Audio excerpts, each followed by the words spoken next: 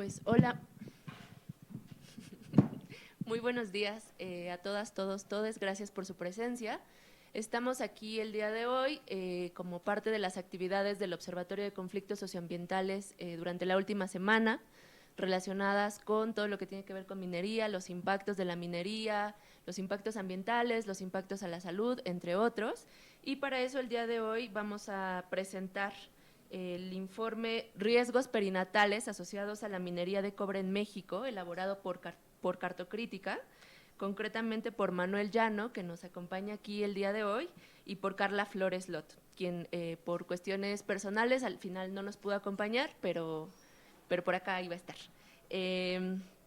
Vamos a tener un primer momento de escuchar a Manuel. Manuel nos va a compartir los principales hallazgos de la investigación que realizaron, algunos datos pues bastante impactantes y demoledores, y después tendremos un espacio de conversación con todas y todos ustedes, con un momento también para que nos puedan compartir sus preguntas, para que podamos tener un momento de conversa. Voy a presentar a Manuel y con eso le daré la palabra y Manuel nos va a compartir por alrededor de 45-50 minutos. Manuel Llano Vázquez Prada es comunicólogo y antropólogo social, dirige Cartocrítica, organización que articula datos espaciales, investigación e incidencia para la defensa del territorio frente al extractivismo minero, hídrico y petrolero.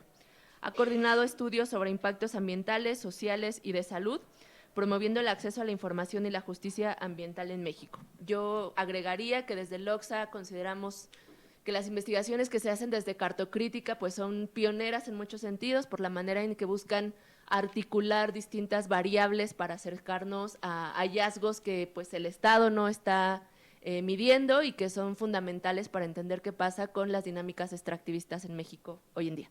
Y con eso, pues, bienvenido a la Ibero, bienvenido al observatorio, Manuel, y cuéntanos, por favor. Muchas gracias. Y pues primero que nada agradecerles el espacio y el tiempo a todas y a todos ustedes y decir que egresé de este lugar, de la Ibero, pero pues ya hace unos años, ¿verdad, Eugenia? Éramos compañeros en el posgrado y pues nada, me da mucho gusto compartir por acá y el día de hoy me pidieron que les presentara un informe que es muy específico, ¿no? sobre riesgos a la salud perinatal en recién nacidos, pero por cercanía a minas, a minería metálica en general y en particular a la minería de cobre, pero pensábamos que era mejor iniciar con un contexto un poquito más amplio de cómo vemos a la minería en los últimos años y de los diferentes estudios que hemos estado haciendo para llegar al estudio más reciente, que es este de los impactos de la minería de cobre en la salud neonatal. Entonces, bueno, sin más, déjenme comparto mi pantalla para tener acá la presentación. Quito todas las cositas de Zoom de mi computadora, que si no uno no ve nada, listo. Y bueno, también, sí, justamente Carla Flores Lot, coautora de este estudio y colega de Cartocrítica, pues iba a estar también el día de hoy por acá, pero pues justo tuvo unos problemas de salud ayer en la tarde que no le permitieron el día de hoy venir. Entonces, una parte de la presentación que iba a dar ella, y digamos que son sus temas realmente, los voy a presentar ahorita, pero voy a hacer trampa y tengo su guión por aquí de esos datos exactamente para podérselos decir, tal como lo haría ella, pero pues sin más arranco contándoles, ¿no? Y de primera instancia decir que la información oficial sobre la minería en México es sumamente limitada o inexistente. Y ahorita vamos a ver algunos ejemplos y por qué decimos esto. Y cuando la información es tan limitada, pues con esto no podemos evaluar de manera adecuada cuáles son los impactos a la salud, ambientales, sociales, ¿no? Económicos que tiene este sector en las comunidades, ¿no?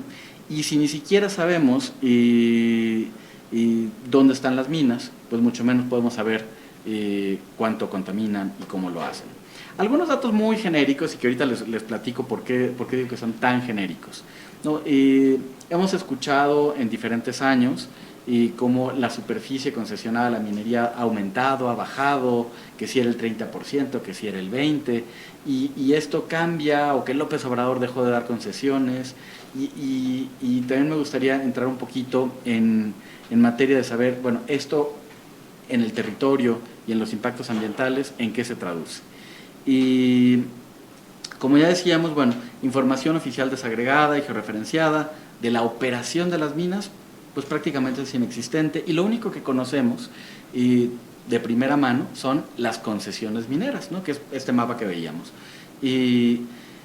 Pero, como en un ratito les muestro, pues una concesión no es igual a una mina. E inclusive, bueno, hoy por hoy es la mayor información que sabemos. ¿Dónde están las concesiones? Ya van a ser unos años, hace 13 años, ni siquiera las concesiones las ubicábamos, ¿no? Teníamos que pagarle a la Secretaría de Economía cerca de, dependiendo cómo pusieran en la Ley Federal de Derechos el costo, pero era un monto de 3, 4 millones de pesos, y si queríamos conocer la cartografía de las concesiones mineras del país en marzo. Pero si en diciembre queríamos volver a ver cómo estaban las concesiones, pues tendríamos que volver a pagar, ¿no? Entonces, esas fueron largas batallas de sociedad civil que finalmente logramos abrir este conjunto de datos. Pero insisto, una concesión no es igual a una mina, ahorita vemos por qué, ¿no? Y es que el sector minero no reporta de manera pública la cantidad de minerales extraídos por mina, por planta de beneficio, por empresa. Y vaya, ni siquiera, no conocemos los minerales, pues mucho menos conocemos cuánta agua ocupan, por ejemplo, ¿no? O cuántas hectáreas están cambiando de uso de suelo, o dónde están los jales, las presas de lixiviados, dónde están los desechos, ¿no? Ni siquiera sabemos cuántos minerales extraen. Pongamos este ejemplo, ¿no? El Cerro de San Pedro en San Luis Potosí, que era el escudo, bueno, sigue siendo, pero el cerro ya no existe, era el escudo de San Luis Potosí. El cerro ya no existe, se lo llevaron. No sabemos cuántos minerales se extrajeron de ahí, ¿no? Ese no es un dato público. Y entonces resulta que las minas están escondidas a plena vista. ¿Cómo es esto? Pues porque resulta que tenemos miles de concesiones, pero no todas llevan una operación minera. La gran mayoría de las concesiones están dedicadas a la especulación. Hicimos un estudio del que ahorita les voy a contar, y que todos estos son los estudios que nos permitieron llegar hasta finalmente, ahora el estudio de Cobre y Salud, al que iremos en un momento. Pero hicimos un estudio de, bueno, ¿y dónde están las minas? ¿No? En una primera búsqueda identificamos finalmente al menos 97 minas metálicas a cielo abierto y cientos más de minas metálicas subterráneas, de carbón y de otros minerales no metálicos. Pero aquí es importante cómo encontramos a las minas. Y resulta que hay algunos listados oficiales de operaciones mineras, 5 listados. Del Servicio Geológico Mexicano hay 3, de Secretaría de Economía hay otros 2, ¿no? Entonces pareciera que sí hay información. ¿Por qué estamos diciendo que no la hay? Bueno, resulta que de los listados de las operaciones mineras, ninguna de las 5 fuentes coincide entre sí. No se distingue entre esta información la etapa, si están en exploración, en desarrollo, en cierre, en abandono. No hay información del tamaño de los proyectos, bueno, el tema del cierre y abandono. Ninguna mina en México llega a la etapa de cierre y abandono, porque implica ejercer las medidas que fueron autorizadas en caso de que tuvieran una manifestación de impacto ambiental para la remediación. Entonces, ¿qué hacen las minas? Nunca llegan a cierre y abandono, siempre dicen que siguen actividad, pero entonces estas etapas ni siquiera están claras. No tenemos información de cuándo iniciaron operaciones y, como decíamos, de cuántos minerales están extraídos. Y de información geográfica, 2 listados del Servicio Geológico Mexicano solo contienen un punto, no un polígono, ¿no? O sea, solo hay un puntito. Y la información entre estos listados tampoco coincide entre sí, ¿no? Entonces, pues, ¿dónde están las minas? ¿Cómo tendríamos que tener ubicado a una minera, a cualquier minera en el país? Bueno, aquí estamos viendo la minera de Buenavista del Cobre, de Grupo México, ¿no? Donde pues podemos, sobre la imagen de satélite, pues ir identificando, bueno, dónde está la planta de beneficio, las represas de solución ácida, las pilas de acopio, caminos de acceso, la presa de Jales, la zona de extracción, ¿no? Podemos ir identificando Y todo esto tendríamos que tenerlo para la totalidad de las actividades mineras en el país, perfectamente identificado a nivel de polígonos, ¿no? de identificar cómo van creciendo además en el tiempo. Sin embargo, no lo tenemos. Entonces, lo que hicimos nosotros para podernos asomar a identificar dónde están las minas fue reunir más de 100.000 registros geográficos en México que nos pudieran más o menos llevar de la mano hacia dónde podrían estar ubicadas las minas. Juntamos toda la información que encontramos de todas las fuentes disponibles y con esto pues ahora teníamos más de 100.000 registros en el mapa de México, ¿no? Bueno, entonces, ¿hay o no hay información? Bueno, cuando aventamos esto seguimos en el tema de es una aguja en el pajar, ¿no? Porque estos 100.000 puntos no son 100.000 minas. ¿Dónde están las minas? ¿Dónde están las grandes operaciones? Entonces, bueno, revisando todo esto, digo, aquí parecería apenas se ven, hay unos mini puntitos en esta escala, pero esas ya fueron las áreas de las minas que finalmente logramos delimitar. Aquí las vemos como un puntito con el tamaño del círculo, representando el tamaño, la superficie en hectáreas que ocupa la operación minera. En rojo tenemos minas metálicas a cielo abierto, en naranja minas metálicas subterráneas, en amarillo minas no metálicas, minas de carbón en negro, salinas en blanco y otras mineras en exploración. En total, en este ejercicio, habíamos identificado 874 operaciones mineras en el territorio mexicano. Ya no concesiones, operaciones mineras, ¿no? Y por supuesto, si podemos ver de minería metálica, podemos tratar de poner ninguna mina se extrae solo un mineral, ¿no? Siempre son polimetálicas, es decir, salen diversos materiales, pero podemos ver cuál es el principal mineral que se extrae ahí, ¿no? Podemos clasificar más o menos y cuantificar cómo está esta operación minera. Pero ahora, pues como decíamos, pues sí, para 2024 el 9% de la superficie estaba concesionado. ¿Es mucho, es poco, es irrelevante? Ahorita vemos. Pero de cada mina en el país desconocemos, y ya les había dado una idea, desconocemos el volumen de minerales extraídos, el volumen de agua, cuántos contaminantes arrojaron al aire, al suelo, al agua, la superficie forestal, ya sea del desierto, de matorral, de bosques, en qué etapa, vaya, lo que decíamos, no sabíamos ni en dónde estaban las minas. Y aquí tenemos un ejemplo de la mina Hércules en Coahuila. Y aquí lo que podemos ver, por ejemplo, bueno, en la línea naranjita que la rodea, ese es el polígono, los polígonos que nosotros trazamos para la totalidad de las minas en el país. Identificamos todo el área de operación, incluyendo caminos de acceso, áreas de extracción, plantas de beneficio, jales, presas de lixiviados, etcétera, ¿no? Luego, las manchas, estas manchas de color café, son polígonos que están dentro de la manifestación de impacto ambiental. ¿Y por qué esta parte de acá no tiene un polígono café? Pues porque no está en la manifestación de impacto ambiental, ¿no? O sea, sí existe una manifestación de impacto ambiental, pero pues las operaciones no necesariamente están ocurriendo donde se decía, ¿no? Luego, los puntitos azules por acá son concesiones de agua, los puntitos rojos son descargas de aguas residuales, estos puntitos amarillo con rojo son donde han reportado emisiones y transferencia de contaminantes, ¿no? En fin, evaluamos de cada una de las minas del país, evaluamos que tuvieran una manifestación de impacto ambiental correcta o incorrecta, ¿no? Como vemos ahorita, pero que la tuvieran, que existiera en Semarnat información sobre los jales, que tuvieran una concesión de agua, que tuvieran permiso para tener descargas de aguas residuales y los registros de emisiones al aire, al agua y al suelo y en manejo de disposición final del 2004 al 2020 estos registros, ¿no? 17 años de información donde ellos tienen que presentar cada año la información de sus emisiones.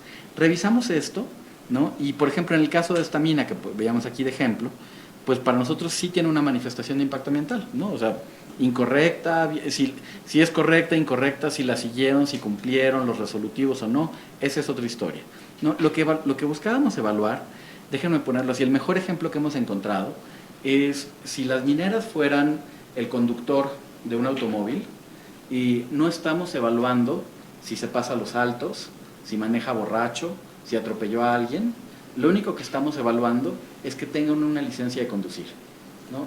Y por lo menos eso, tendrán una licencia de conducir, ¿no? Y eso es lo que estábamos evaluando aquí, no si estos instrumentos estaban bien utilizados, solo que los tuvieran.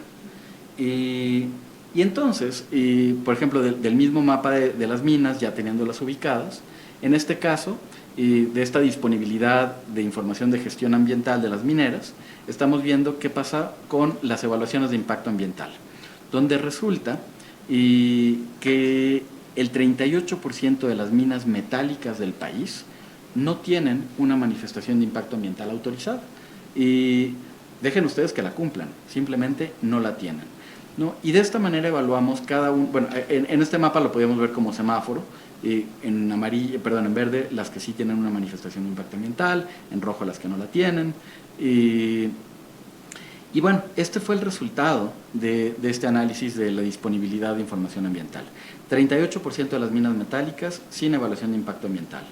Y sin información, que Semarnat no tiene información de los depósitos de jales del 23% de las minas metálicas. El 62% sin una concesión de agua. 72% sin permiso de descargas de aguas residuales. Y luego, el registro de emisiones y transferencia de contaminantes al aire, al agua y al suelo y el manejo de disposición final. Aquí, bueno, si en lo anterior estábamos haciendo barcos con esto de que si la tenían o no, nuestra evaluación era ultra laxa, aquí todavía más. Aquí lo que evaluamos fue que en los 17 años de información hubieran presentado su reporte de emisiones y transferencia de contaminantes al menos una vez en 17 años, y se los dábamos por bueno. Bueno, el 61% de las minas metálicas jamás en 17 años ha presentado un reporte de emisiones al aire. El 80% jamás ha presentado un reporte de emisiones y contaminantes al agua. Por ejemplo, el caso de Buenavista del Cobre, del derrame de Río Sonora, de Río Bacanuchi en 2014, y no está en el RETSE, no está en esta base de datos de registro de emisiones y transferencia de contaminantes, ¿no? Y así nos vamos. Entonces, esta es más o menos la situación de la gestión ambiental de las mineras en México, ¿no? ¿Por qué estamos tan alarmados? Y luego, claro, nos vienen a hablar de minería verde y responsabilidad social empresarial y una serie de cosas cuando, bueno, la realidad es que ni siquiera cuentan con una licencia de conducir, ¿no? Cuando volteamos a ver su gestión.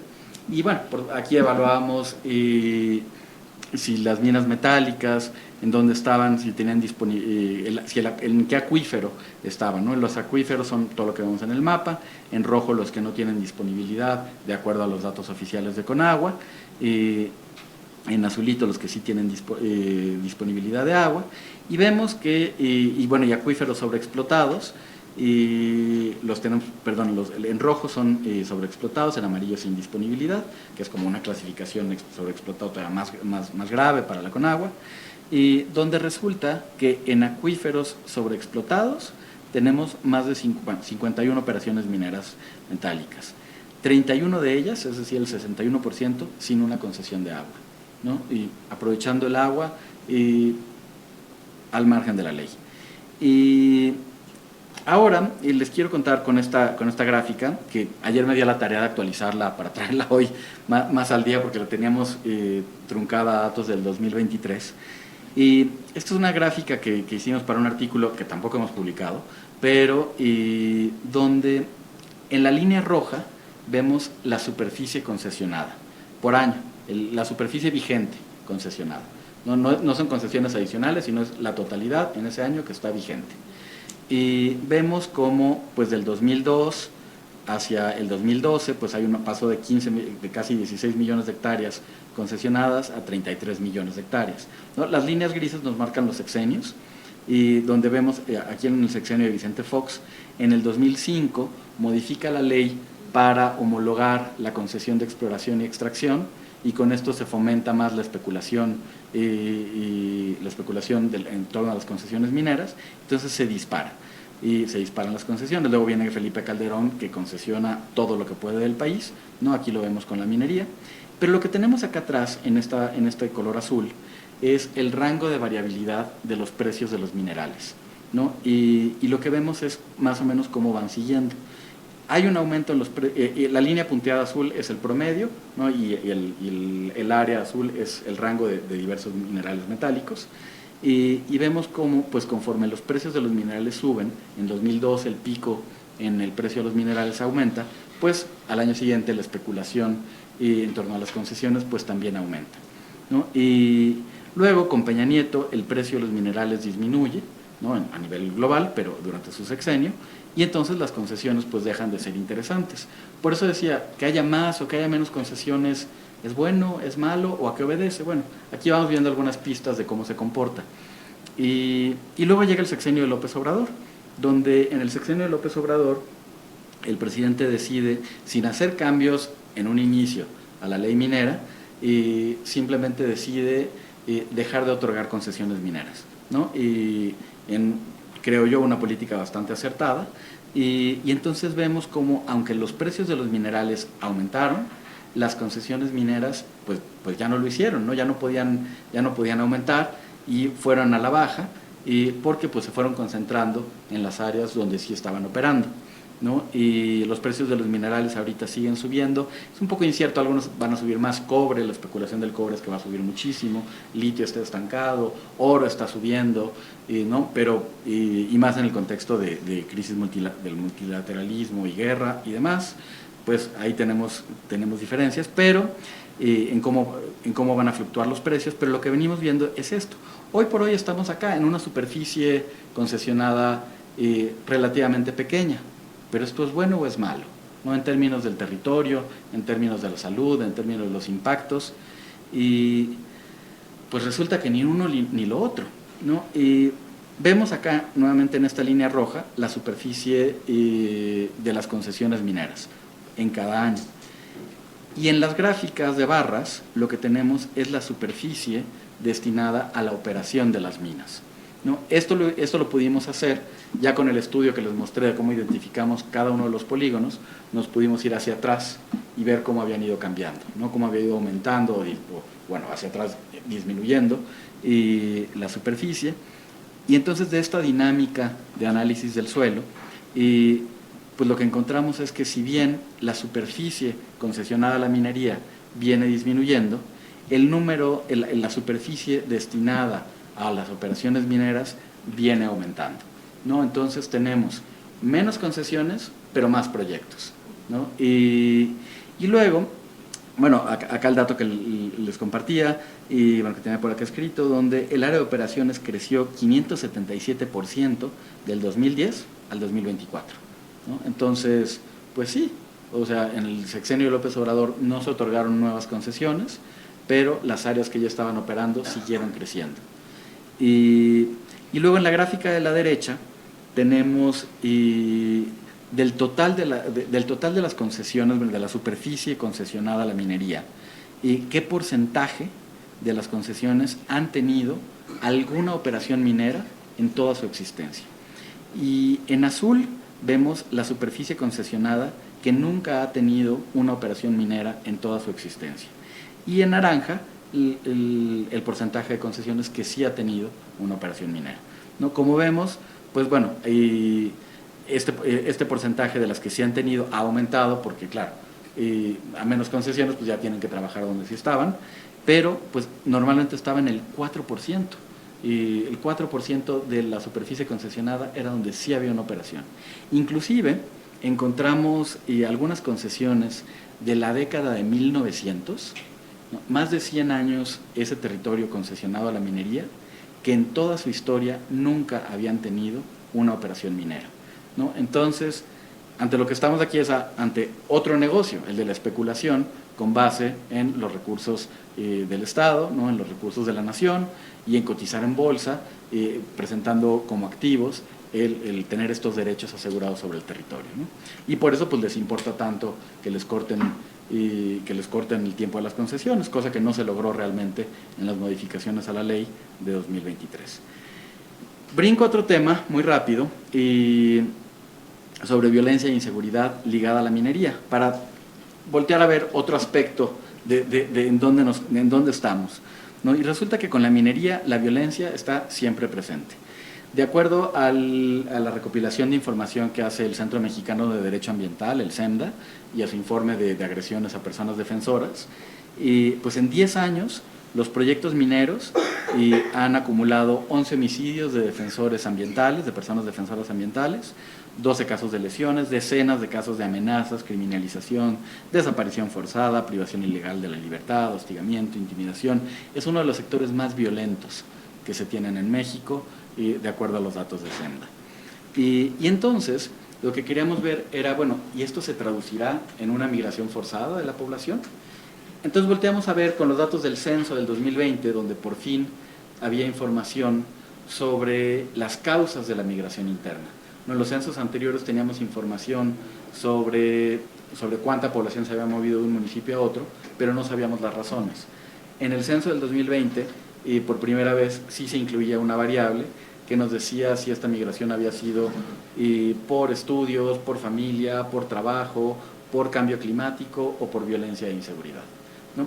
Entonces, en México, 6.3 millones de personas reportaron haber cambiado su lugar de residencia entre marzo del 2015 y 2020.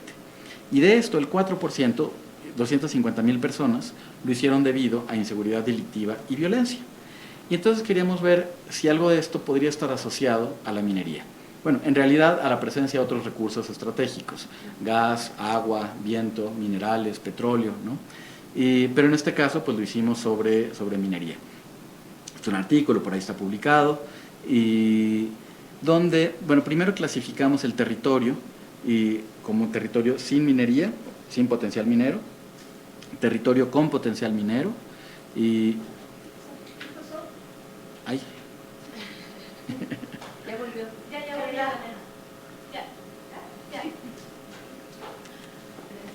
Y calificamos al territorio por municipio, porque la información del censo viene a nivel municipal, tristemente.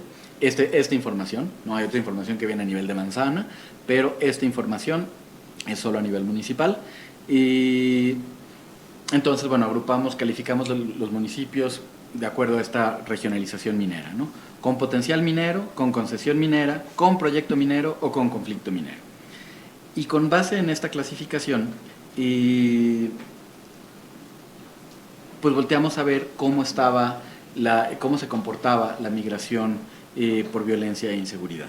Sin contarles, sin meterme demasiado en este tema, pero decirles que las regiones sin minería, que son sobre todo municipios urbanos, tienen una tasa de 82 migrantes por violencia e inseguridad, 82 personas de cada 100,000 que fueron migrantes por violencia e inseguridad. Cuando nos vamos a municipios que ya son rurales, que tienen potencial minero, pero que no tienen nada de actividad, la migración a nivel nacional por violencia e inseguridad tiene una tasa de 61 personas de cada 100,000 habitantes. Cuando llegamos a municipios con conflictos mineros, a nivel nacional estamos en 131 personas. Y cuando esto lo vemos desagregado por entidad, los voy a marear ahorita con una cantidad de números, no importa, pero lo que quiero ver es solo los datos en rojo, ¿no? Por ejemplo, Guerrero. Lo que tenemos es población migrante, una tasa de migrantes por cada 100,000 habitantes, en municipios sin minería, con potencial, con concesión, con proyecto o en conflicto. Tenemos que en Guerrero 728, una tasa de 728 personas que migraron por violencia e inseguridad. Michoacán 613, ¿no? Y Sinaloa 429. Y el Estado de México, por ejemplo, el cambio de 37 personas de cada 100,000 migrando por violencia e inseguridad en municipios sin actividad minera pero con potencial, frente a 342 en municipios con conflictos, ¿no? Y entonces, bueno, tenemos por aquí estos casos dramáticos, casos extremos de cómo ocurre esta migración, y lo tenemos representado en este mapa, donde tenemos, es un mapa bivariable, tiene dos ejes, ¿no? En un eje tenemos en amarillo la migración baja a la migración alta, y en azul tenemos la actividad minera baja y la actividad minera alta en azul oscuro. Y en donde se juntan estos dos, en este color café, es donde hay una alta migración por inseguridad y una alta actividad minera. Y básicamente pues se concentra en la Sierra Madre Occidental, en la Sierra Madre del Sur, en Zacatecas, ¿no? Y que es toda la zona de cobre, de oro, de plata, en estos municipios. Vaya, más o menos lo entendíamos por ahí, ¿no? Entonces, hasta ahí esta no tan breve introducción al tema, lo cual nos llevó finalmente ahora sí al estudio más reciente que hicimos, que fue este de riesgos perinatales asociados a la minería de cobre en México. Y porque, pues decimos, bueno, hemos hablado del territorio, de la opacidad, de los conflictos, pero pues toca decirlo, no solo se queda allá afuera, en el territorio, sino también se queda adentro de los cuerpos de las personas que están ahí en el entorno. Y entonces hicimos este estudio que apenas presentamos y a finales del año pasado, y concentrándonos en la minería de cobre en México. Y el cobre, pues toca decir por qué nos importa tanto. Cuando hablamos de minerales de la transición energética, de minerales críticos, pues de repente pensamos en el litio y pensamos en las tierras raras, y que sí, todo esto está por ahí, pero México no es productor de nada de eso, pero sí es productor de cobre. Es el 8º productor más grande de cobre en el mundo, y lo que tenemos en un escenario de transición energética que no cuestione el modelo de consumo es que el crecimiento esperado en la extracción de cobre aumentaría casi 4 veces, ¿no? Y esto es bien importante, cuando se mantiene el status quo, cuando se pretende una transición energética que solo mágicamente cambie el combustible, cambie la matriz energética y para dejar atrás los combustibles fósiles y sustituirlo mágicamente por unas renovables imaginarias y sin cuestionar el consumo, y pues resultaría en esa extracción. Por eso es que muchas mineras pues nos hablan de cómo casi que es la minería que nos va a salvar del cambio climático, ignorando que las mineras pues son grandes generadores de cambio climático y dependen totalmente de los combustibles fósiles, ¿no? Pero bueno, si cuestionamos estos escenarios tendenciales de consumo energético, pues por supuesto que sí se podría inclusive llegar a modelos donde extrajéramos menos de lo que se extrae actualmente, ¿no? Pero, y en este caso, pues digo, está México y está el cobre, y donde vehículos eléctricos, ¿no? Y cada auto eléctrico requiere hasta 83 kilos de cobre en su fabricación, frente a 20 kilos de cobre de un auto de gasolina, ¿no? Parques eólicos utilizan cobre excesivamente en generadores y en transmisión. La infraestructura solar depende del cobre en el cableado, en el almacenamiento, para las baterías, para el almacenamiento de energía, para la conducción de energía eléctrica, ¿no? Entonces, mayor demanda, mayor extracción, mayores impactos ambientales y sociales. Y ahora, México, pues somos una potencia nacional en la extracción de cobre, pero resulta que la concentración, o lo que se llama la ley del mineral, viene disminuyendo, ¿no? Cada vez se extrae más roca, se ocupa más territorio para obtener la misma cantidad de cobre, ¿no? Y la huella de la minería de cobre se cuadruplica. En 2015, por cada tonelada de roca extraída, ¿cómo está esta gráfica? Por cada hectárea de superficie, se extraían 68 toneladas de cobre. Para el 2023, por cada hectárea se extraen 25 toneladas de cobre. Es decir, y necesitamos cada vez más territorio, más agua, más energía y, por supuesto, mayores emisiones, mayores contaminantes, mayores impactos, ¿no? Y aquí es donde voy a hacer trampa y tengo mis notas de la presentación de Carla, que no vino, y para explicarnos exactamente algunos de estos puntos. Porque ella tiene algunas menciones muy interesantes, pero sobre la extracción de cobre, tenemos que, dependiendo la profundidad y el tipo de mineral, pues puede ser que la minería sea subterránea o requiera de una minería a cielo abierto, ¿no? Y la minería a cielo abierto requiere grandes superficies y la remoción masiva de tierra. Requiere altos volúmenes de agua y sobre todo pues esta creación de tajos expuestos que al oxidarse producen ácido sulfúrico. Y esto nos lleva a la generación del drenaje ácido de mina, del cual ahorita les platico más, y que básicamente disuelve metales tóxicos como el plomo, el arsénico, el cadmio, y contamina el suelo y el agua por miles de años, ¿no? Y en el contexto de la extracción, pues no estamos hablando de que estos impactos ocurran solo cuando Grupo México causa otro accidente más, ¿no?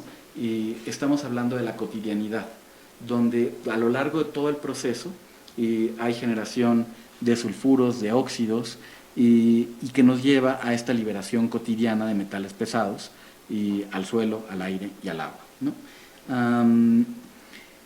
Entre los impactos ambientales que tenemos, y es que ya decíamos, los yacimientos no son de un solo mineral, se extraen, son polimetálicos, entonces salen con una serie de minerales, y lo que tenemos es, con el drenaje ácido de mina, sucede que los sulfuros quedan expuestos al aire y al agua y se oxidan. Esto genera el drenaje ácido de mina, y que es un proceso tóxico e irreversible que continúa por siglos. Tenemos este ejemplo de una mina en el Reino Unido, una mina del Imperio Romano de hace 2000 años, que sigue contaminando al día de hoy, ¿no? Estos son más o menos lo que enfrentamos en las inmediaciones de una minería de cobre. ¿Y cuál es el mecanismo del daño? ¿Cómo fluyen los contaminantes? Partimos de la mina, que tiene polvo y partículas suspendidas, y el drenaje ácido de mina. Esto es lo que nos lleva a contaminar aire, agua y suelo, que a su vez contaminan cultivos y alimentos y el ganado. Y muchos de estos alimentos y del agua son sustancias teratógenas, es decir, que pueden atravesar la placenta y llegar a impactar directamente a alguien que todavía ni siquiera ha nacido, ¿no? Y los impactos a la salud perinatal, es decir, a la salud del recién nacido, pues vienen sobre todo ligados a la contaminación de agua, altos niveles de manganeso, de cobalto, de arsénico en las aguas subterráneas cercanas a las minas. Y les voy a leer la presentación de Carla porque si no me voy a sentir muy mal. Estos metales se acumulan en la placenta, alteran la regulación genética y pueden transferirse al feto a través del cordón umbilical. También se incorporan al polvo doméstico, generando exposición continua para las madres. Y las consecuencias documentadas incluyen crecimiento intrauterino restringido, parto prematuro, alteraciones tiroideas y diversos defectos congénitos, como malformaciones cardíacas o fisura del paladar. Tenemos en zonas mineras del Congo, incluso, que se ha reportado holoprosencefalia, que esta es una malformación bastante terrible, es una malformación cerebral severa asociada a altos niveles de metales pesados, ¿no? Y que han sido directamente ligados a la minería metálica. En otros estudios, ejemplos de evidencia científica internacional, pues tenemos, por ejemplo, en Chile, estudios que han documentado un aumento de asma y rinoconjuntivitis en niñas y niños que viven cerca de minas de oro y cobre. Y en Zambia se han encontrado concentraciones elevadas de cobalto, cobre y plomo, tanto en el suelo como en las uñas de las personas que viven cerca de zonas mineras, lo que refleja una exposición crónica. La evidencia asocia que vivir cerca de estas minas conlleva a un mayor riesgo de malformaciones congénitas y complicaciones perinatales. Y en el caso de México, las limitaciones regulatorias hacen que las comunidades cercanas a las minas sean aún más vulnerables a estos impactos. Esta revisión de la literatura científica nos hace ver que, pues lo que vamos ahorita les voy a platicar que encontramos en México, pues no es un caso aislado. Por el contrario, solo somos una voz más, ¿no? En un concierto internacional de voces que dicen, cuidado, ¿no? ¿Qué está ocurriendo?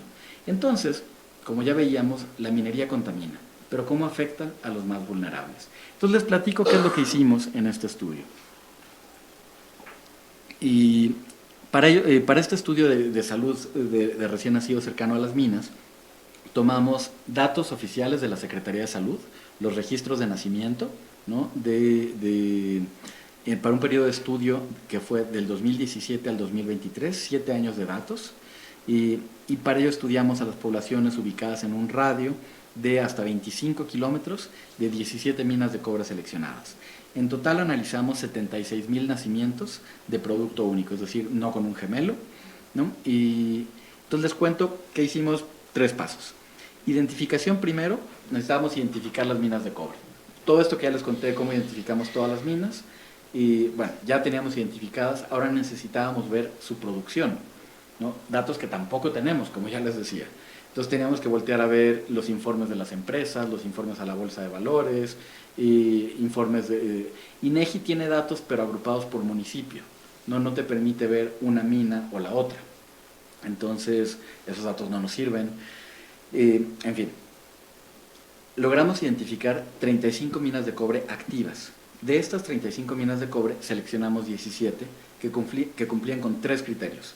Una producción significativa, que en nuestro caso era de al menos 1.000 toneladas al año, y una operación continua previa a 2017, que es cuando empezamos a estudiar, queríamos que fueran minas que ya estuvieran operando y que estuvieran en ausencia de otras minas metálicas cercanas. Queríamos estudiar el efecto de las minerías metálicas de cobre. Y las 17 minas seleccionadas representan alrededor del 96% de la producción de cobre del país, ¿no? Entonces, nuestra misión pues agarra un buen caso de estudio. Ahora definimos en el paso 2 cuáles eran estas zonas de exposición y definimos 3 niveles basados en la distancia a las minas y con base en estudios que teníamos de otras fuentes, ¿no? Una exposición alta de 0 a 10 kilómetros, una exposición media de 10 a 20 kilómetros y una exposición baja, que en este caso fue nuestro grupo de control, es decir, contra el que íbamos a comparar qué ocurría en las cercanías, que este grupo fue de 20 a 25 kilómetros. Y ahora sí, el paso 3, el análisis de los datos de nacimiento. Para ello, analizamos los datos de la Secretaría de Salud, junto con la ubicación de la residencia de las madres, con respecto a la zona de exposición, y por medio de regresiones logísticas, ajustamos por distintas variables como la edad, la escolaridad de la madre, la población indígena, entre otras, elementos que nos permitían intentar controlar que los datos verdaderamente se asociaran a los niveles de exposición. Y como ya les decía, pues pusimos estos 3 niveles de exposición. De 0 a 10 kilómetros de las minas, una exposición alta.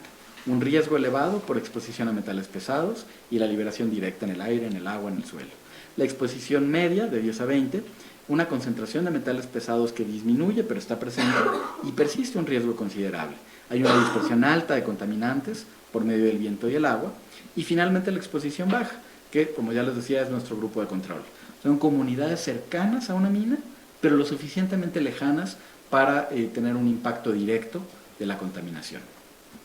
En este mapa vemos la totalidad de las minas de cobre en los puntitos azulitos, y en las áreas, esa es realmente el área que se estudió, ¿no? Y con sus niveles de exposición en rojo alta, en naranja media, en color amarillito claro y la exposición baja, ¿no? Las entidades que finalmente fueron seleccionadas y por reunir estas características fue Baja California Sur, Durango, Guerrero, Hidalgo, México, Oaxaca, Querétaro, San Luis Potosí, Sonora y Zacatecas. Como les digo, 96% de la producción de cobre.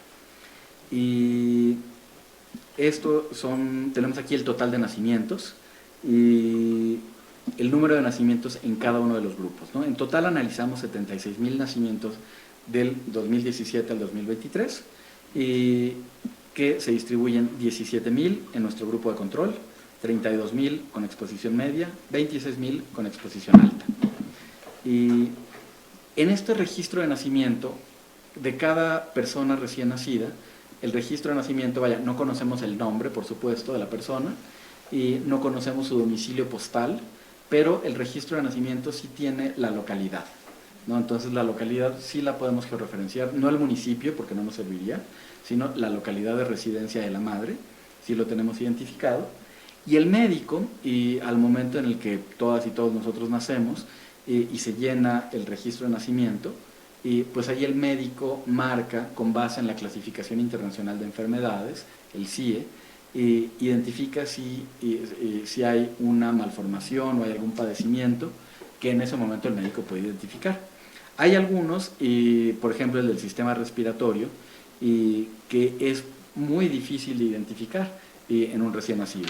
Te dicen los médicos que normalmente eso lo empiezas a identificar a los 4, 5, 6 años de edad, ¿no? Entonces ese es un padecimiento que, si bien cercano a las minas tenemos grandes padecimientos respiratorios en niños, adultos y adultos mayores, pues en los recién nacidos no encontramos una malformación porque no es factible identificarlo en ese momento. Pero esta es la totalidad de casos que encontramos con cada una de las malformaciones congénitas con base en la clasificación del Catálogo Internacional de Enfermedades, así como de otros resultados neonatales que evaluamos, como el APGAR, el bajo peso al nacer, la talla baja al nacer y el parto prematuro, que inclusive el parto prematuro lo dividimos en parto prematuro extremo, es decir, menor a 28 semanas de gestación, parto prematuro alto de 28 a 32 y parto prematuro moderado de 32 a 37 semanas. Estos son todos los casos, es nuestra muestra de los datos que pudimos estudiar por cada uno de los niveles de exposición. Las variables de control que pudimos, con las que pudimos revisar esto son pocas, nos hubieran gustado muchas más. Sin embargo, los registros de la Secretaría de Salud pues no tienen mucho de dónde escoger. No sabemos, por ejemplo, tabaquismo, alcoholismo, historial médico, no tenemos estos datos. Entonces pues tomamos lo que estaba ahí disponible. Por ejemplo, la autodescripción indígena de la madre, el número de embarazos, el nivel de escolaridad, el grupo de edad, la altitud de la localidad e inclusive en este caso de las minas evaluamos la cercanía a agroindustrias, ¿no? Agricultura de riego en el área de influencia de la mina, porque queríamos también controlar por la posibilidad de fertilizantes, ¿no? Y con base en este estudio y con base en regresiones logísticas, pues nuestros principales hallazgos son bastante dramáticos, ¿no? Hay un incremento en malformaciones congénitas, un aumento del riesgo del 366% de malformaciones del sistema circulatorio.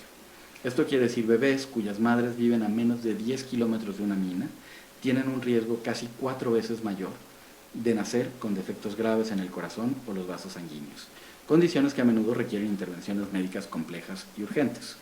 Y también encontramos un aumento de riesgo de 126% en malformaciones del sistema osteomuscular.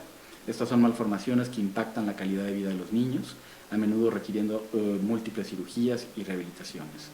Y la amenaza del parto prematuro, ¿no? Donde hay un aumento del riesgo del 56% en el parto prematuro extremo.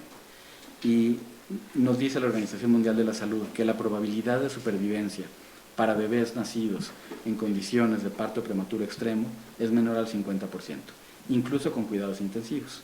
Y en este caso encontramos que la exposición a minas está directamente asociada con los casos de mayor gravedad, ¿no? El parto prematuro extremo es la principal causa de muerte de niños menores de 5 años, ¿no? Y además los de parto prematuro extremo, pues 50% de ellos no lo van a lograr, ¿no? Y los resultados, bueno, los que ahorita les presentaba son estos, por supuesto, pues hay una serie de cosas de rigor estadístico. El análisis es más amplio, hay más resultados que se pueden ver en el estudio, pero pues ahorita solo les contaba de estos que son los hallazgos clave. Y bueno, esto ya lo veíamos, ¿no? De cómo las minas no tienen reportes de emisiones, reportes de emisiones al aire, al agua, al suelo, no tienen evaluaciones de impacto ambiental, ¿no? Entonces, pues ahora sí, para concluir, decir que la evidencia es muy clara. La proximidad a las minas de cobre en México está asociada a graves daños en la salud de recién nacidos. La transición energética no puede construirse sobre zonas de sacrificio. Y toca poner este contexto, donde el 10% más rico de la población es responsable de la mitad de las emisiones de gases de efecto invernadero y concentra la mayor parte de los recursos naturales, energéticos y materiales. Es decir, cuando hablamos de cambiar el consumo, pues no estamos hablando necesariamente de un cambio en la vida de todas y todos, estamos hablando de que el 10% más rico de la población concentra más del 50% de los recursos, ¿no? Esto se hace para satisfacer las necesidades de consumo de ese porcentaje de la población. Recomendaciones: prohibir la minería a cielo abierto, garantizar el acceso a la salud, al medio ambiente sano y a la justicia, priorizar a la población, fortalecer el monitoreo ambiental y la rendición de cuentas. Y pues hasta ahí lo que traigo para ustedes. Muchas gracias.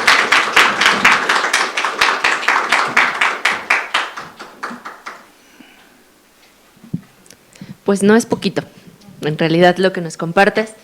Muchas gracias, Manuel, no solamente por lo que tiene que ver con el informe de riesgos perinatales, sino justo por este contexto que también siempre es necesario para poder dimensionar la magnitud de lo que nos estás compartiendo, pero además también por incluir este otro estudio que ustedes realizaron y que particularmente para el OXXX ha sido de mucha utilidad justamente para empezar a entender cómo se relaciona el desplazamiento interno con los proyectos extractivos, encontrar estas variables que, como bien dices, no se están midiendo como deberían de medirse, sobre todo considerando pues la magnitud del desplazamiento interno. Sé que probablemente nos quedamos mudas y mudos con la información que nos comparte Manuel. Definitivamente son datos preocupantes, devastadores, que además son una llamada a la acción urgente. Así que abrimos el espacio por si alguien tiene alguna duda, algún comentario, alguna inquietud que quiere expresar. También vale la pena abrir la discusión sobre qué más hay alrededor de este informe. El informe está disponible en la página de Cartocrítica por si alguien lo quiere consultar. Pero si alguien tiene preguntas o comentarios, es su momento. También decir, el informe está disponible gratuitamente en la página de Cartocrítica, que si buscan en cualquier red social Cartocrítica, ahí estamos, y en la página ahí están los informes. Y lamentablemente olvidé copias impresas de este último informe, pero voy a traer con Eugenia y le voy a dejar a ella, ahí, no cuesta, son gratuitos, para quien los quiera que pueda pasar con Eugenia posteriormente. Y en lo que alguien se anima, también quisiera como poner esto en el contexto de este concierto de voces del que tú ya hablabas. Recientemente vino a México el relator, se me olvidó el nombre. Ahora les digo el nombre exacto, el relator especial de la ONU sobre sustancias tóxicas, Marcos Orellana, y que justo hablaba de las zonas de sacrificio en México, y una frase que me parece súper contundente de lo que él decía es que las zonas de sacrificio en México son estos lugares donde se pierde el derecho a morir de viejo, ¿no? O sea, como a poder tener este arraigo por la tierra, que además es mucho de lo que hemos colocado desde el observatorio, como estas exigencias, estas denuncias que hay en torno a los impactos del extractivismo no solamente tienen que ver con una cuestión de subsistencia, de poder sobrevivir, de poder alimentarnos, sino particularmente con estas relaciones otras que hay con la tierra. Entonces, si alguien tuviera preguntas.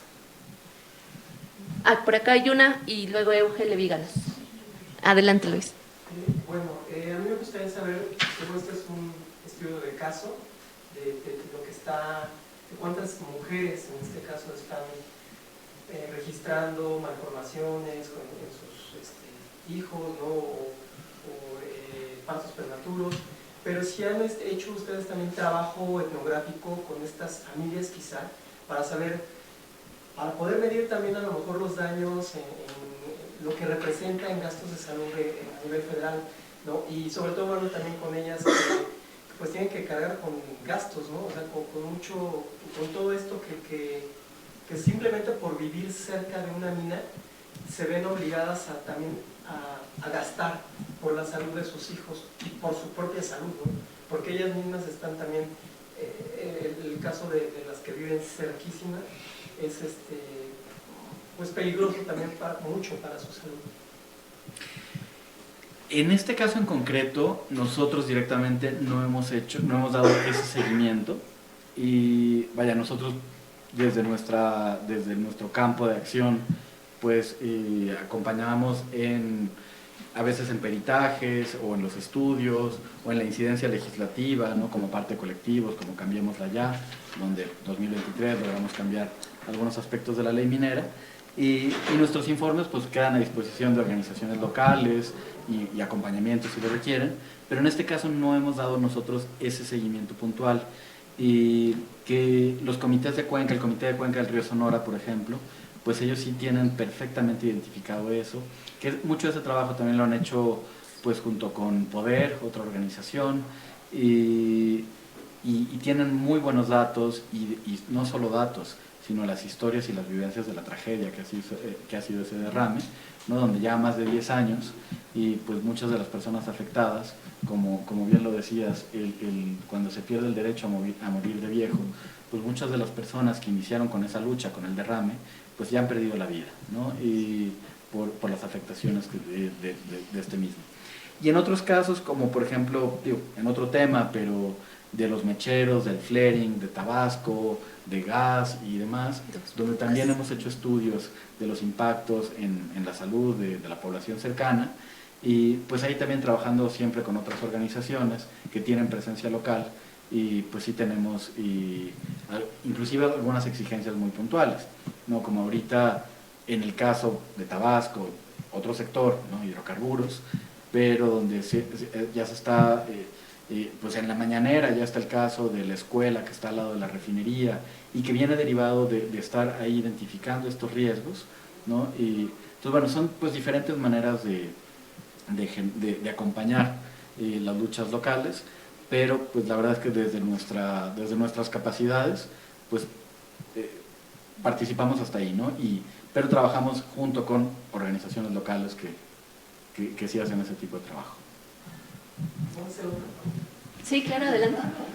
Bueno, a mí se me viene a la mente ahorita con el asunto de la extracción de litio, que si bien está todo pues parado, digamos, porque no tenemos infraestructura y otras cosas, los riesgos a futuro, o sea, bueno, que si se dieran estas concesiones, se empezaran a abrir, ¿qué consecuencias tiene para la salud, en este caso, bueno, tener detectados, ¿no?, dónde están, ¿no?, que bueno, que en Sonora creo que es el más grande yacimiento que existe, y que pues las políticas públicas tendrían que también tomar en cuenta pues esto, ¿no? O sea, el que no haya datos es realmente preocupante, pero sí también si a futuro, o sea, si ya tenemos minas de metal como, o sea, oro, plata, cobre, pues el litio, que viene siendo un mineral muy importante para autos eléctricos, para baterías, etcétera, también va a provocar otro tipo de contaminación y otro tipo de enfermedades. Entonces,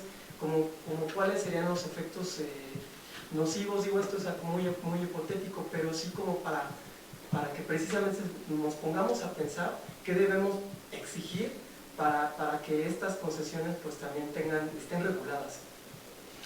Y digo, particularmente el caso del litio, pues sí se ve todavía lejano para México, ¿no? Por más que se haya nacionalizado en la ley de minería el litio y se tenga esta empresa Litio MX y demás, la realidad es que las reservas de litio de México, pues aparentemente son de muy baja calidad, ¿no? Y siendo el litio un commodity donde pues se puede extraer de cualquier parte del mundo y primero se extraen los yacimientos de más fácil acceso, ¿no? Y México no es el caso.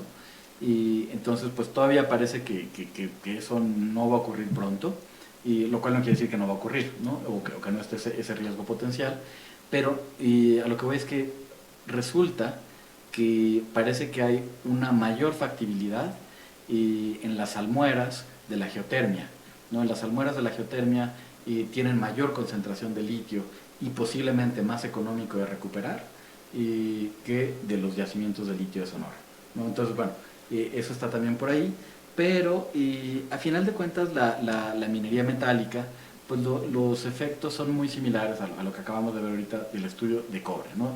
Este fue un caso que se hizo en torno a esa particular minería, pero los estudios alrededor del mundo, pues más bien nos hablan de procesos de mecánicas del daño muy similares, y por la cantidad de metales pesados y de los procesos químicos utilizados. Puede haber especificidades de sustancias, pero en una epidemiología, en un estudio epidemiológico alrededor, pues lo que tenemos son características similares, ¿no? Y creo que nuestra exigencia viene en que pues justamente no hay falta de datos, ¿no? O sea, basta meterse a cualquier revista científica, ¿no? En un buscador científico donde busques, y la evidencia se acumula, ¿no?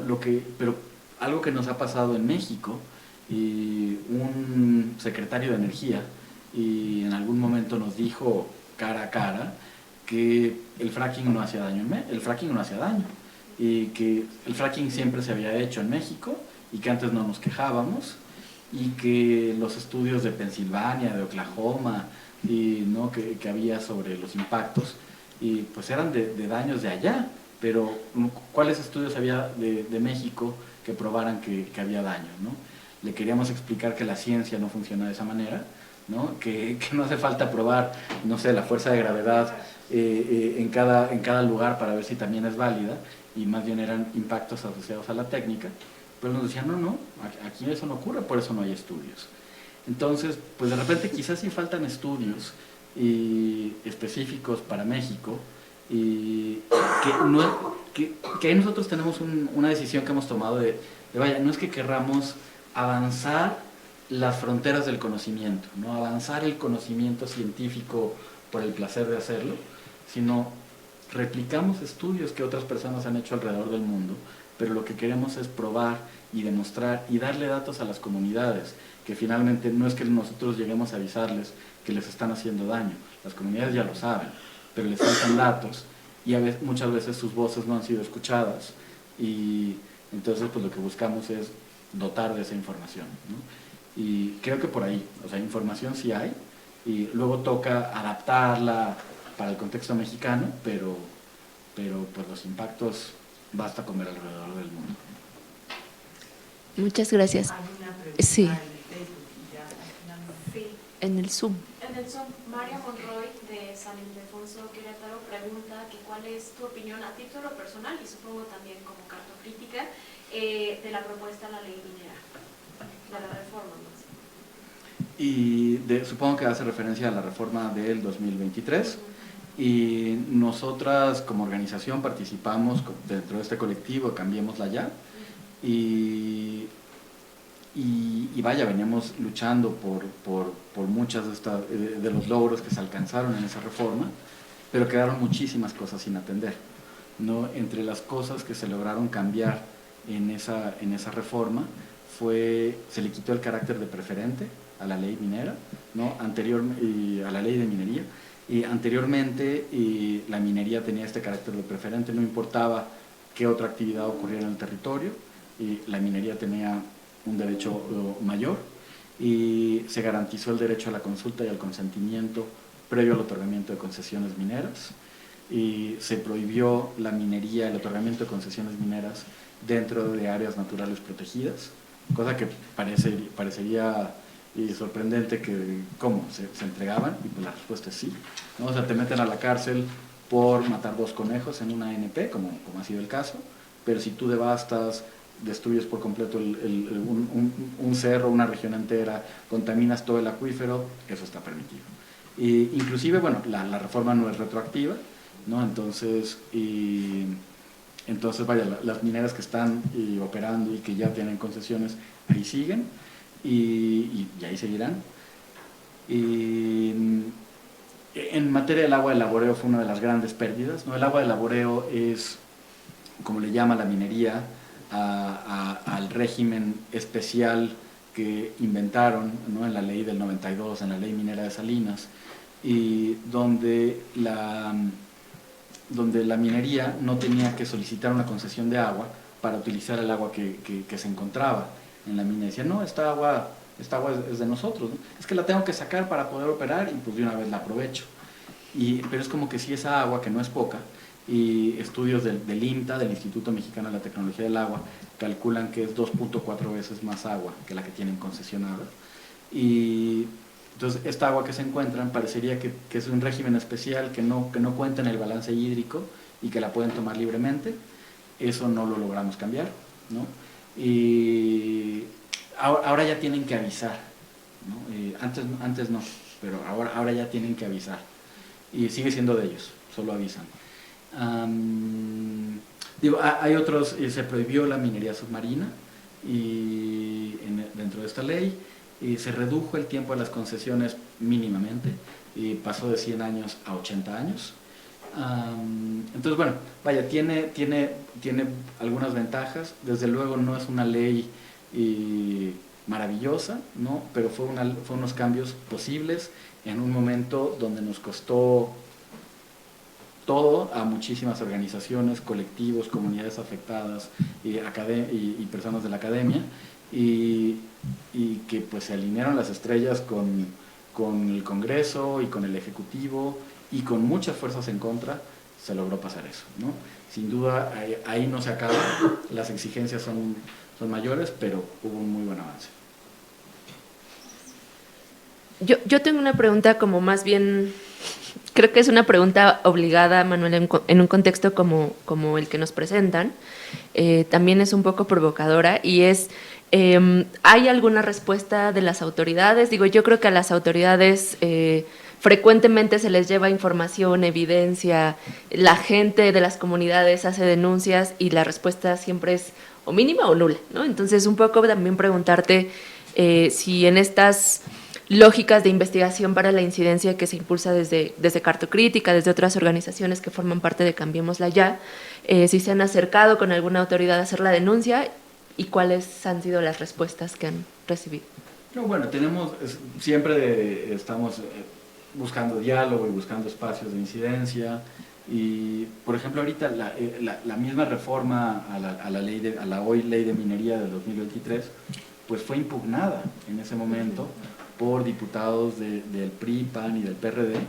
Y inclusive uno de los argumentos que utilizaron para la impugnación, no el único, pero uno de los argumentos que utilizaron era inaudito.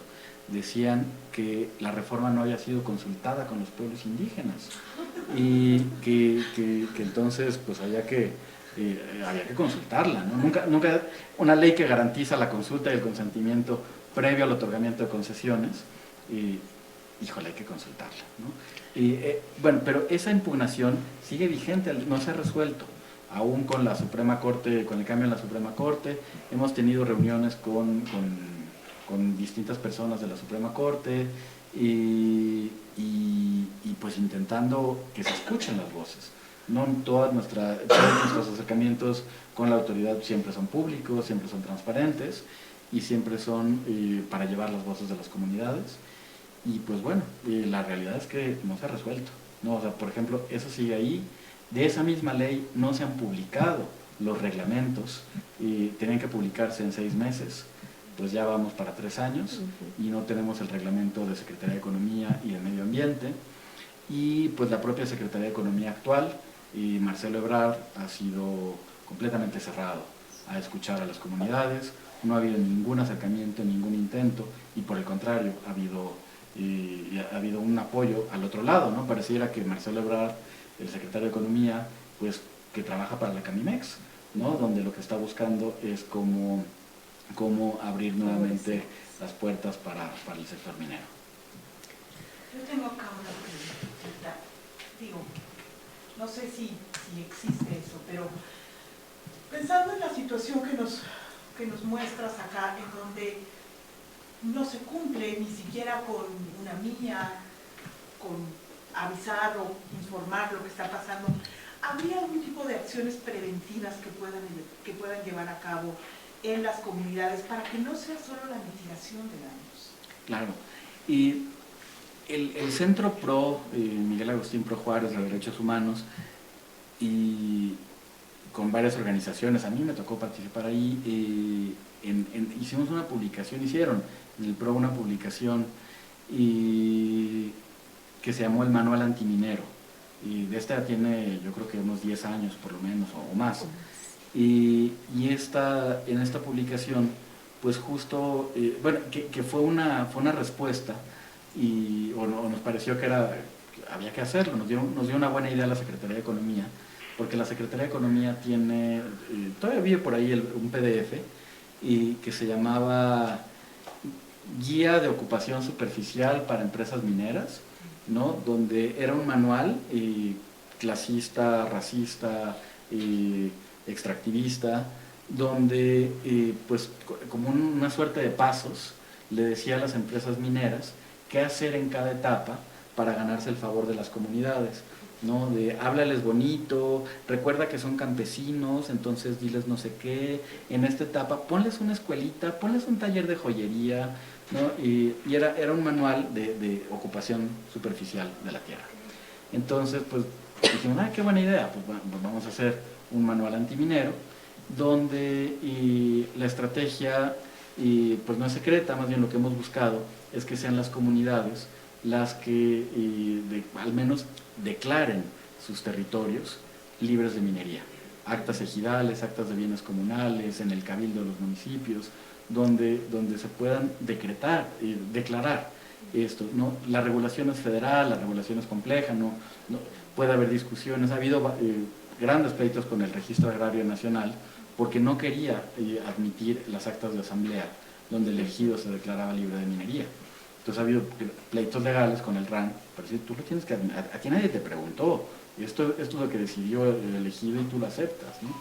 Entonces, pues de repente tenemos voces, ahora no en el caso de minería, Pero por ejemplo la presidenta dijo el año pasado que, no sé, que las comunidades de Veracruz y de Tabasco tienen vocación petrolera, ¿no? O sea, y entonces, pues pero esto mismo pues ocurre en la minería, ¿no? Es que es el progreso, es el desarrollo económico. Está un informe que acaba de publicar una colega, Beatriz Olivera, de Ingenera, junto con otro autor, creo que del Instituto de Geografía de la UNAM, donde ellas hacen un estudio de pobreza y minería, ¿no? Donde, vaya, 30 años de la ley minera de Salinas, bueno, un poco más, ¿no? de la ley minera de Salinas, donde pues la promesa minera de que va a traer desarrollo y bienestar, pues ya es momento de ver resultados, y el resultado es, pues no lo cumplió, ¿no? Por el contrario, tenemos que las grandes fortunas de México y del mundo,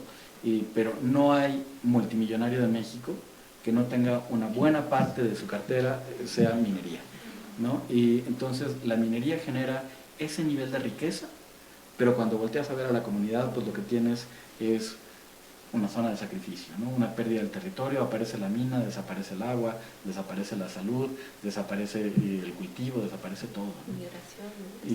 Migración, en fin. Entonces, bueno, pues... Muchas gracias, Manuel. Por ahí el manual ya lo tenemos en pantalla, yo creo que es como de 2013. Pau y Maggie. Bueno, ahorita con todo lo que presentabas, yo me estaba preguntando si tendrán a ustedes algún registro o algunos datos que nos hablen de el vínculo del crimen organizado con la minería. O sea, si hay... Pues bueno, nosotros directamente no tenemos, la duda la hemos tenido todo el tiempo, y inclusive lo puedes ver con las guardias blancas, ¿no? Y de ello hay un documental buenísimo que se llama, justo es Guardia Blanca, por ahí es un documental muy contemplativo hecho en México que explora esta relación muchísimo, pero creo que la relación con el crimen organizado es compleja y no es idéntica, no es igual en todo el territorio. Y el caso, por ejemplo, de Carrizalillo, ¿no? En Guerrero, donde tienes un pueblo campesino, aparece una mina, y con la mina pues aparece pues sí, un cierto requerimiento, necesidades de servicios, de cosas, y junto con ello aparece el cobro de derecho de piso, pero también aparece la extorsión, pero también aparece la trata, pero también aparece, ¿no? Entonces, de repente tienes un pueblo campesino en la Sierra de Guerrero que en el lapso de 10 años se convirtió en un nido de crimen organizado, ¿no? Y hay reparto ¿no? Hay el pago de derechos superficiales, pero pues ese pago es cooptado por grupos de crimen organizado, por caciques, ¿no?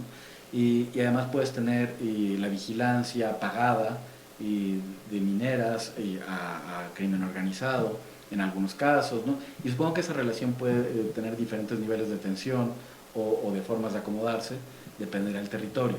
Entonces, pues tristemente no hemos encontrado nosotros una manera de entrar al tema, pero pues colegas periodistas, hay buenos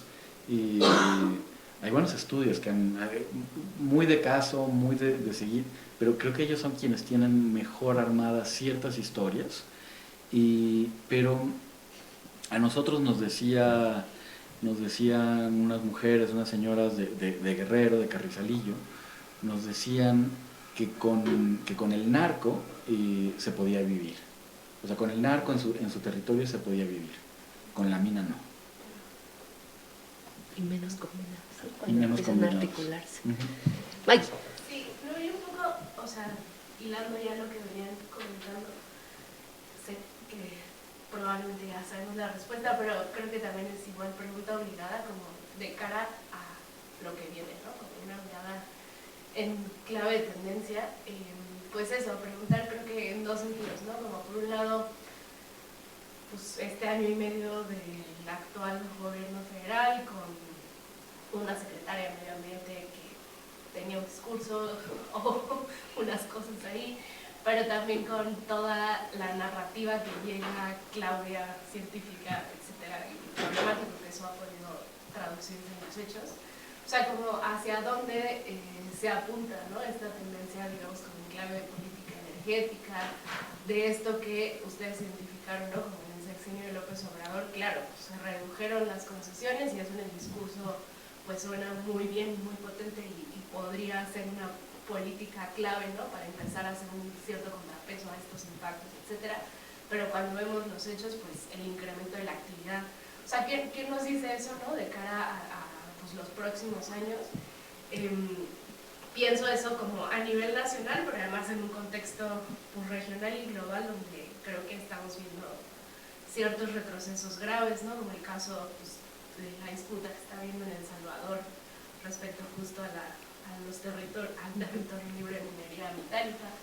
Eso y solo como por no quedarnos con todo lo abrumador que eso puede ser, porque ahí imagino por dónde va la respuesta, como justo, ¿no? ¿Dónde podemos mirar, ¿no? Y también visibilizar, resaltar pues ciertas luces, ¿no? De cara a ese contexto a nivel nacional, pero también regional. Súper complejo. Y yo creo que, digo, mi opinión ya muy personal, yo creo que yo hablo de una presidenta que tiene una formación técnica y científica, pero no es una presidenta científica, ¿no? Y yo creo que ella misma distingue muy bien pues una etapa de academia y no de activismo, o bueno, creo que tuvo activismo en temas sociales y creo que sí fue importante, pero no en temas ambientales, no fue una activista del territorio, y fue una científica y una académica, pero que después eso se rompió y es una política, ¿no? Y ahí nos pasa, por ejemplo, me cambio por otra cachucha, por la Alianza Mexicana contra el Fracking, ¿no? que también la empujamos con muchos otros colegas, y donde a lo que llegamos es algo similar, donde decimos, bueno, la presidenta tiene toda la información técnica, científica, la conoce, la intuye, y si la ve, la asimila muy rápido, pero el problema, no necesitamos llevarle más evidencia científica, y esa ya la conoce, pero su tablero pues también es más complejo que eso, ¿no? Y entonces, ¿en qué momento pues tus necesidades, o sea, una visión de un modelo de desarrollo económico, de necesidades energéticas, de necesidades extractivas, y pues se te complica y donde tienes que acabar negociando la destrucción del territorio de miles o millones de personas, ¿no? Y por un modelo de negocio, por un modelo económico que está construido de esa manera, ¿no? Entonces creo que ahí la complejidad es bien importante, pero lo que nosotros podemos hacer es, bueno, desde donde apuntamos, pues no solo ideológicamente, pero parto por la libre determinación de los pueblos sobre sus territorios, pero además cuestionar el consumo, ¿no? Y cuando cuestionamos, por ejemplo, todo el gas que importamos, todo lo que vamos a extraer de minerales, todo eso, ¿para qué? ¿No? Para mantener una industria manufacturera y que todo eso lo va a exportar para generar, o sea, pues quizá podríamos tener otro modelo económico en el país que no dependiera de un extractivismo para poder generar una renta básica para los ciudadanos, ¿no? O sea, entonces creo que la complejidad es mayúscula, ¿no?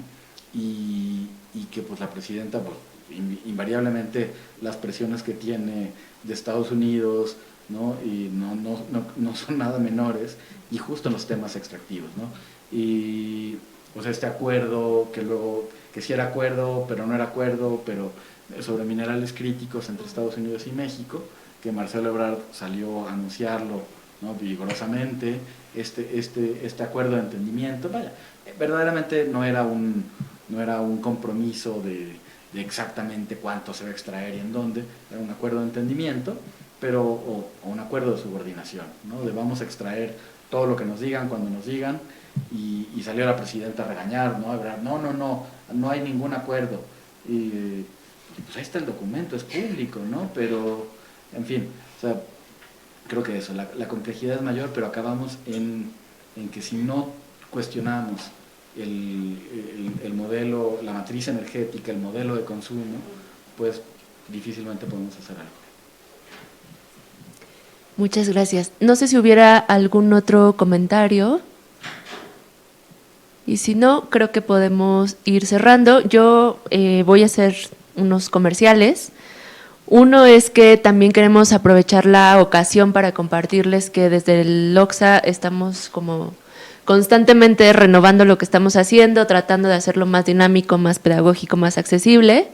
Les invitamos entonces a consultar nuestro mapa que tiene un par de meses que lo estamos estrenando. No sé si lo podemos compartir. Pues eso, explórenlo también, ahí Manuel seguro podemos tener como algunos espacios de diálogo para ver qué más podemos hacer con lo que estamos haciendo desde allá y desde acá. Aprovecho también para compartirles que la semana pasada se inauguró la exposición que nos prestaron desde Cambiémosla Ya, la exposición Así se ve la minería en México, que está en el péndulo de la biblioteca.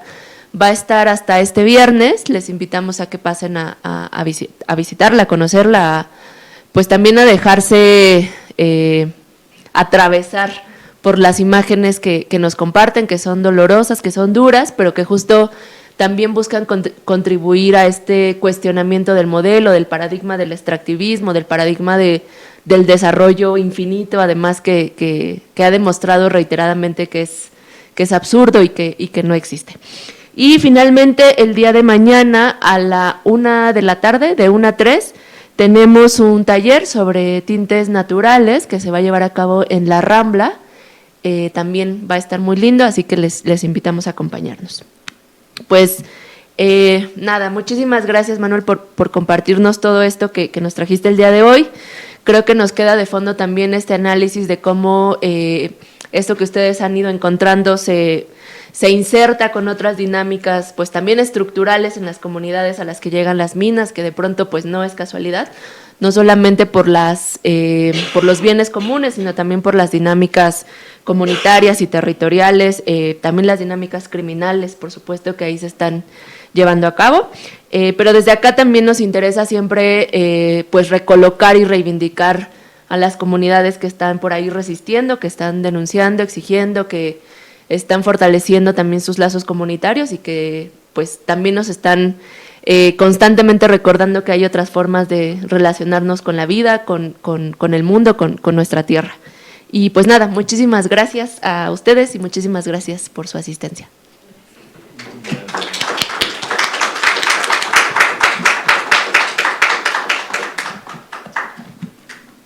¿Quieres más agüita? Ah, ya estoy. Bueno, sí. Bueno, mitad y mitad.